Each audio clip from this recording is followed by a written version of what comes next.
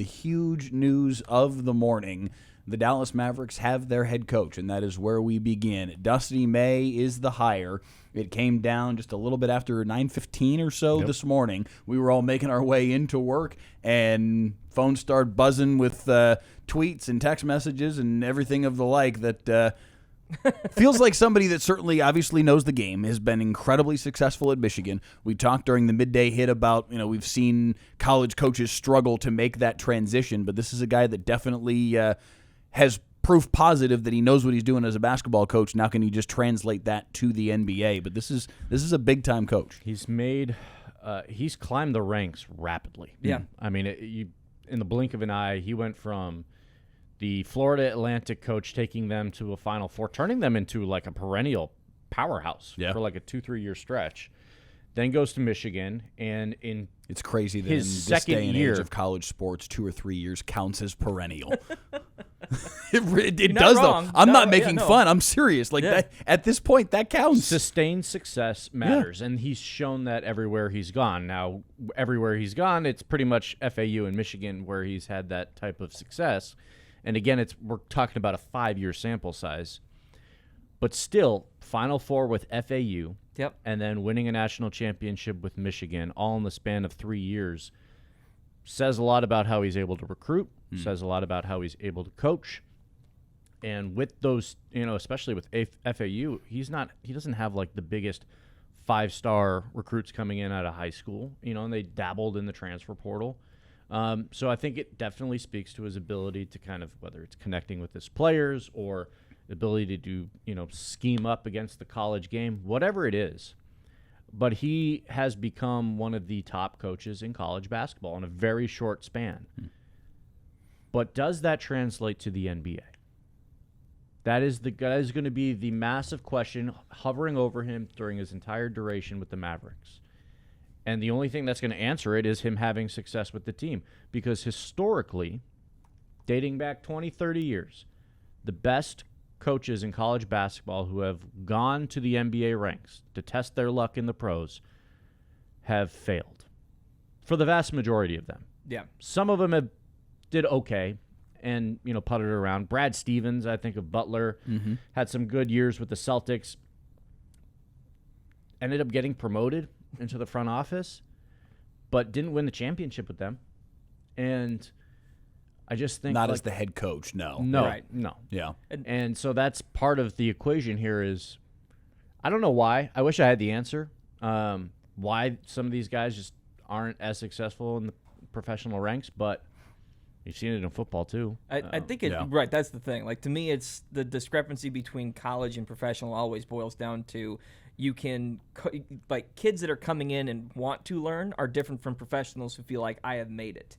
And dealing with men versus boys is kind of the discrepancy here. There are two factors at play. One, Cooper Flagg is young enough to still be in college at this point. This is what could be his sophomore year if he was still in. So he is practically, a college kid by all intents and purposes. And if you're looking at the Mavs as a whole, everything revolves around Flagg. So if you're looking at developing him, you want someone that can adapt and be on his level as much as you want to elevate him to the NBA game. So I don't mind it as far as a transition move. And the other thing is as much as we want to look at past history with college, it is more professional now. It's how the teams are run, how players approach it. It feels much more like a minor league of the NBA. So maybe that helps the transition process a little bit more, and maybe college coaches can find more success now. Dusty May is a fascinating hire, and I think has very real potential because he has been on such a rocket ship the last couple of years. This feels different from your average college coach going to the NBA. We've, the only one to ever win a title in both the collegiate ranks and the NBA, Larry Brown, was the last one to do it right after winning a championship, won it in 88 with Kansas, and then went to the NBA. He eventually won a championship with the Pistons in 04. Yep. If you remember the team that took down the Kobe, Shaq, Karl Malone, Gary Payton Lakers in 2004. But it's a tough thing to do, to go from the collegiate ranks to the professional ranks. Billy Donovan obviously had massive success in the collegiate ranks. Yeah. And I mean, I don't know that he's been He's bad. He's a perfect example. But Yeah. back-to-back it's just- championships at Florida. Yeah. Highly touted college coach. Looked like he had all the intangibles of being a good college coach or a good coach in the NBA, and just kind of sputtered out. I mean, but he was fine. He He was was above 500. He was. I didn't Yeah. say he was bad. No, I know, But like- I'm saying like that's kind of your. But this is That's pretty close to your ceiling right now. right. And honestly, given what this is the real question, right? Like, as much as the front office is trying to sit there and say, "Hey, we want to win now," how much of this is just these first couple of years find a way to develop Cooper Flagg, and maybe May isn't the long-term solution, but just the guy to get the ball rolling in far as a developmental phase, right? You want Cooper to develop into what essentially one of the top 3 stars in the NBA, and that maybe I'm looking at it through the wrong lens. I don't know. I think that's where I'm not really sold on it. It's not even just the college to NBA thing. Is there's no evidence to show that Dusty May knows how to groom a young team into a champion and to take a young roster. I mean, he just apart doesn't from, have- I guess, just this past season. Right, but That's a they're- different animal. And Yes. Right, the whereas NBA. there's tons of NBA coaches that have kind of been around the league and seen the development of, different young stars and what it takes. Dusty May doesn't know what it takes to develop Cooper Flagg into a superstar. He doesn't. He's helped coach guys along in the college ranks, but he hasn't been around the NBA to see how guys develop into like all NBA first team type guys. So they're going to be doing this solely based off of a hunch, Yeah. which is tough. I mean, that's a tough sell. Not to say he's a bad coach, Right. but you're not only are you giving him his first shot as an NBA coach after just 2 years at a Big Ten school, but you're asking him to basically turn Cooper Flagg into first team All NBA in your tenure. Right. That's a massive ask. It's interesting though, because it kind of falls in line. And I brought this up with Mike beforehand. If we can call up VO4 here real quick, just to show the front office, because technically speaking, Mike Schmitz is that same way. I mean, granted, Schmitz comes from a different pipeline than what Dusty May comes from. He at least but- had a few years in Portland though, right, which is not nothing. right, That it's just if Dusty May had like a couple years in assistant in the NBA, then I'd feel a lot better about it. right. Just being it's just a different universe. 100%. But it does speak to Masai is the guy, and he's found 2 risers that he's going to try and levy in the early stages of his time with the Mavericks. That is part of this. Like, he's taking, as much as Schmitz has his resume, it is a risk to bring him in as a first-time general manager. It's just like it's a risk in the same way to try and go out on the limb and bring in a college coach with Dusty May's resume. And granted, both cases, rock solid in terms of what they've achieved at their respective levels, right? In terms of if you were just grading Dusty May on what have you done where you've done it, fantastic. I mean, 2-time conference coach of the year, obviously reigning coach of the year in college. So by all accounts, like these are rock solid hires.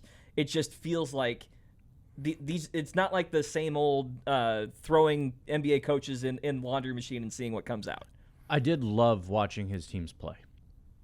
Defense predicated squads. FAU was they were fascinating to watch in their runs because it just felt like they were so multiple in what they did, and defensively they were juggernauts.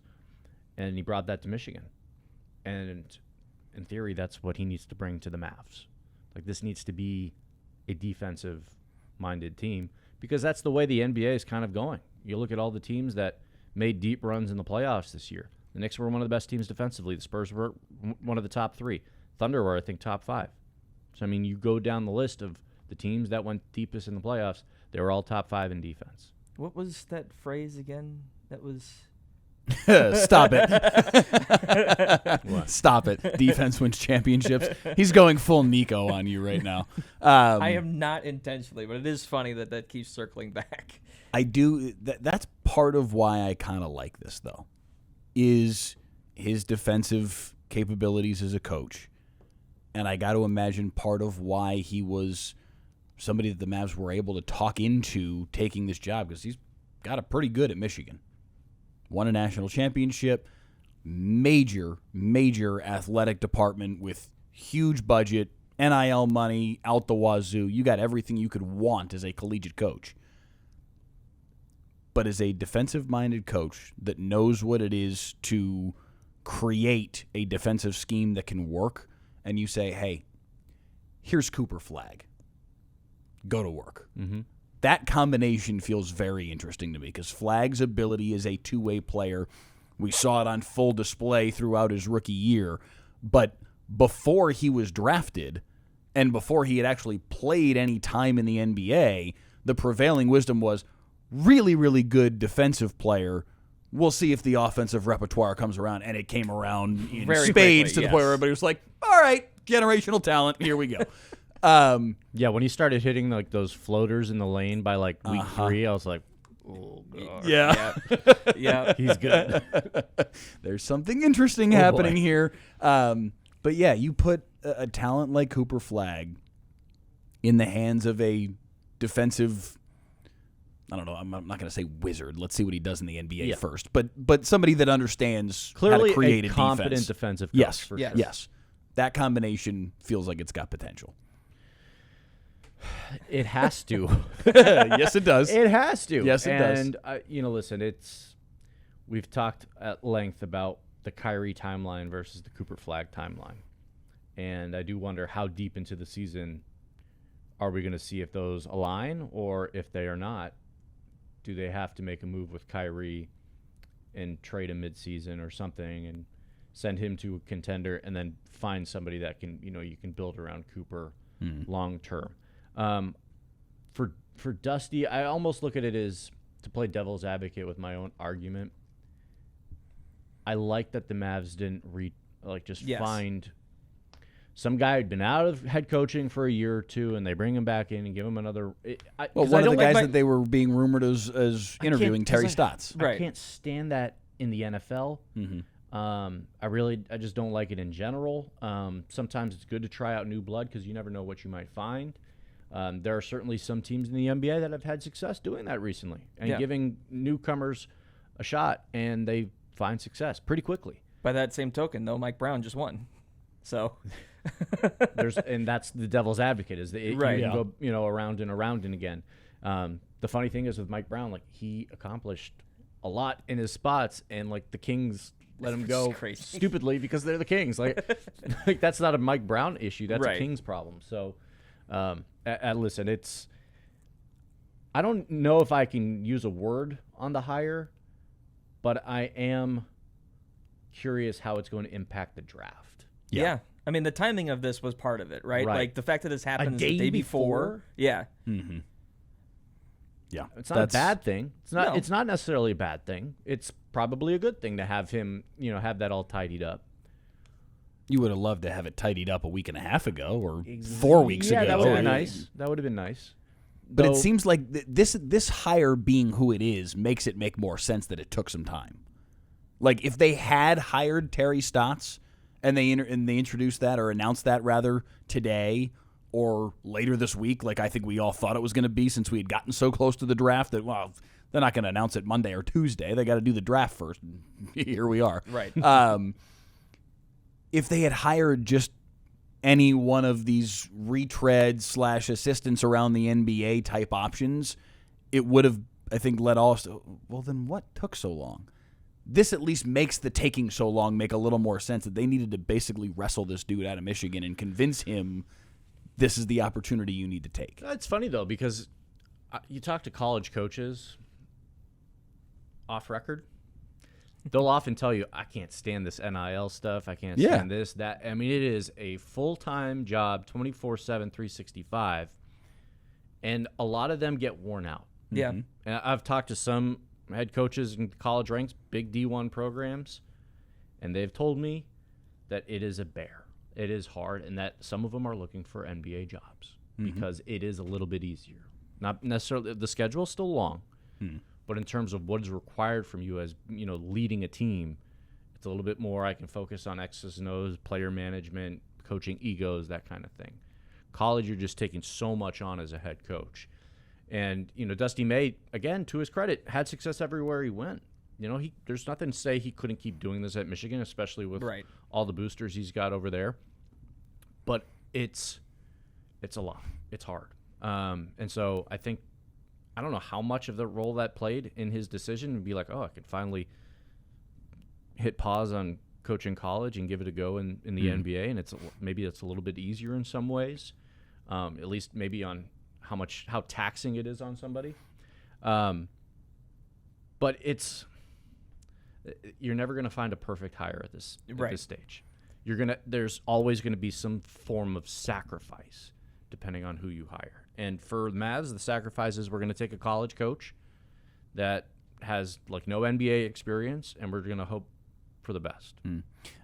Reporting from Jeff Goodman this morning, one source very close to Dusty May on the main reasons he left Michigan for the NBA. Exactly what you're talking about. One, the state of college basketball and not knowing what it's going to look like tomorrow, in a month, or in 5 years. Yep. And then number two, the organization and the chance to coach Cooper Flagg, which I feel like it's probably more Cooper Flagg and less the organization. But the fact that somebody in his position who, has options. He could have hung around in Michigan and made a whole boatload of money. They were about to give him a new contract. I think Michigan's feeling pretty spurned right now because he had said earlier this spring, we've agreed on the details. We'll sign this thing Michigan in July. Has to go find it. Exactly. Yes. Now Michigan is searching fast. I think they may have already announced an interim coach, but they got to do more than that. Hey, at least he sent him off with a championship. All right, like if you're he did his job. Yeah, exactly. He if you're did a his Michigan job for fan, sure. Yeah, I don't want to hear it. But to exactly your point, it's about the instability of the college game and not knowing what on earth this thing is going to look like as soon as tomorrow.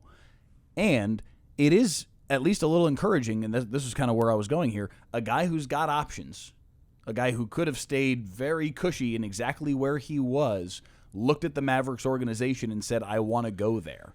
That's encouraging for the big picture for this team that has been in such a bad place for a long time. Not a long time, for 16 months, whatever it's been. Again, but it's been felt 5 like years forever. in the last year and a half. Yes. It's been dog years like crazy for the Dallas Mavericks since February 2nd of last year. They've been in a bad way.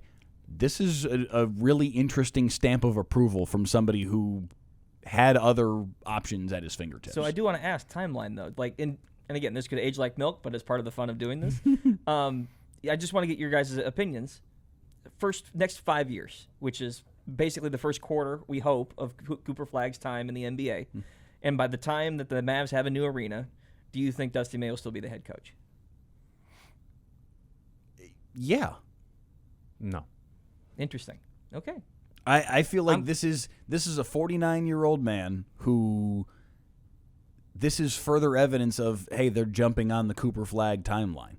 Like this does not feel, and I think we've all felt anyway, like the right move with Kyrie Irving is to let him play the first half of the year, show everybody he's healthy, and go get 2 or 3 draft picks for him. This just further emboldens that thought because Dusty May's not the guy that you're going to expect win a championship with. That's not. But 3 years from now he's grown into the game. Now he and Cooper Flagg have grown together. Now he and Cooper Flagg and whoever they take at 9 tomorrow and whoever they take at 30 tomorrow and whoever they get with the draft picks that they get to trade for Kyrie Irving, like all of this, like talk to me in 2029 and this team might be really interesting and maybe he's at the center of all of this still. He might be the Doug Collins for Cooper Flagg. That also seems possible. But that's not a bad role to play either necessarily. No, what an absolute pull of the Doug Collins. Poor Doug. He got to experience 87 at least, you know? Listen, he had some good moments. I don't hate the hire. I'm going to reserve judgment until I can actually see it in its existence, which is such a horrible way for me to have a take on it. But yeah, I mean, I'd like to wait and see before I'd make my decision, and then I can tell you all I was right in the end. No, but it's, again, I just go back to the history. The guys have not made this transition smoothly. And yeah, I don't know if there's something there that is demonstrable enough that I feel convicted that he's the guy, but maybe he is. You are going to force me into saying this, and I cannot believe it. But uh-oh. What an offseason for Patrick Dumont. Honestly, though. He pulls Masai Ujiri Yep. into the front office. Then they hire Mike Schmitz, which I don't know how much that. Still. I don't know how much. Again, Masai took convincing. I'm not sure how much convincing you need to make to give the guy a promotion. And then you have to wrestle Dusty May away from Michigan. That is quite a coup of a 3-month span. I've been trying to make the case. It's like you could not ask for a better I'm sorry than what the Mavs, I feel like, have done from a front office perspective since moving on from Nico. And I'll throw Kidd in there too, but just the entire overhaul of the people that were affiliated with the Luka Doncic trade. If you're going to replace them, you want some of the best. And I feel like as much as we don't know what Dusty May might turn into at an NBA level, everyone else feels like that is the guy. Mm-hmm. You've also never needed a bigger I'm sorry. Exactly. In the history of the 100%, game. 100%. So this is. But like I would, it kind of feels like we're giving the husband credit for doing like a really grandiose apology for cheating on his wife. Like, wow. But he got 3 dozen flowers, and he got if you save the marriage, he said he's sorry. But is he? Like, is he actually saving the marriage? Because do you think he's going to sign off on like trading Cooper Flag in the future without? Well, no, hold on. Exactly. I'm not. Take the tin hat off of me. I'm not going there. I'm not the crazies on social media that are saying they're going to trade Cooper Flag. But is he saving the marriage? Are Mavs fans actually coming back under the tent? I think some of them are. I think we're getting closer to that point. We're not there yet. No, this offseason, to your point, Jonah, has been very good and is reason for some to come back under the tent. But there's still plenty that signed the divorce papers and said, see ya, and they're never coming back. 100%. But that's also because the NBA is more of a player-driven league than it is the laundry, like it used to be. So, as much as they were Mavs fans, they were really Luka fans. And I don't blame them because Luka was a joy to watch.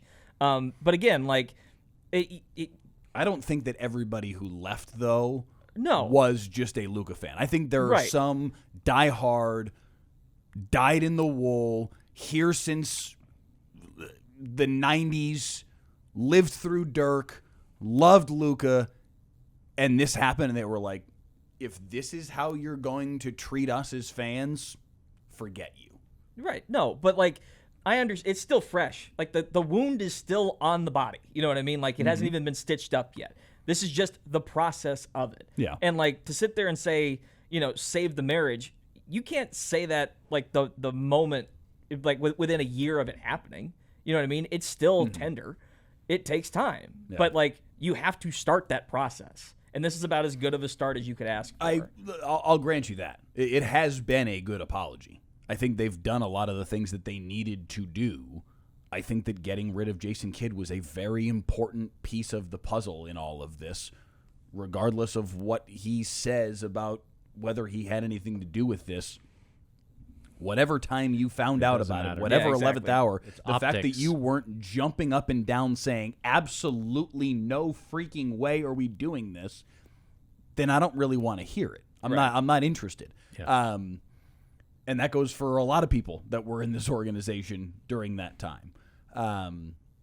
But they've done a lot of things that, if you're a Mavs fan that has been around since the 90s and did live through Dirk, and if you are truly the embodiment of MFFL, they've done things that should at least give you reason for hope.